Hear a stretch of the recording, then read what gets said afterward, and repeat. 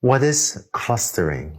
A clustering algorithm looks at a number of data points and automatically finds data points that are related or similar to each other. Let's take a look at what that means. Let me contrast clustering, which is an unsupervised learning algorithm, with what you had previously seen with supervised learning for binary classification. Given a dataset like this with features x1 and x2, with supervised learning, we had a training set with both the input features x as well as the labels y. And we could plot a dataset like this and fit, say, a logistic regression algorithm or a neural network to learn a decision boundary like that. And in supervised learning, the dataset included both the inputs x as well as the target outputs y. In contrast, in unsupervised learning, you're given a dataset like this with just x, but not the labels or the target labels y. And that's why when I plot the dataset, it looks like this, with just dots rather than two classes denoted by the x's and the o's.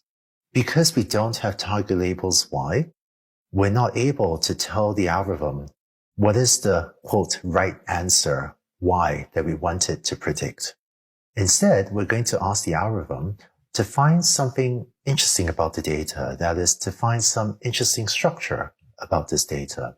But the first unsupervised learning algorithm that you learn about is called a clustering algorithm, which looks for one particular type of structure in the data.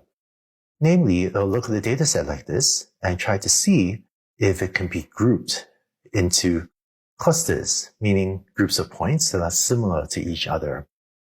So a clustering algorithm in this case might find that this dataset comprises of data from two clusters shown here.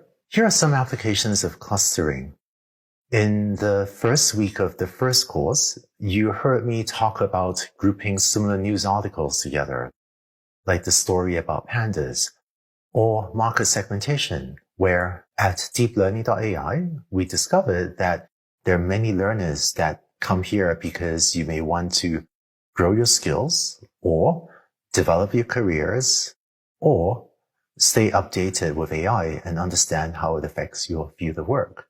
And we want to help everyone with any of these goals to learn about machine learning.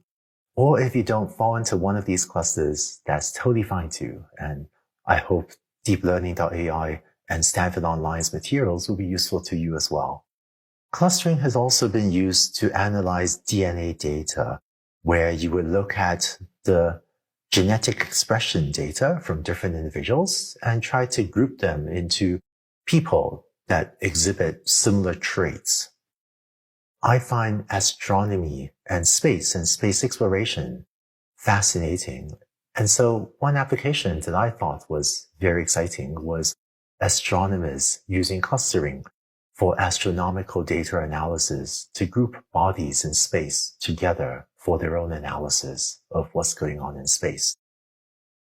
And so one of the applications I found fascinating was astronomers using clustering to group bodies together to figure out which ones form one galaxy or which one form coherent structures in space. So clustering today is used for all of these applications and many, many more. In the next video, let's take a look at the most commonly used clustering algorithm called the k-means algorithm. And let's take a look at how it works.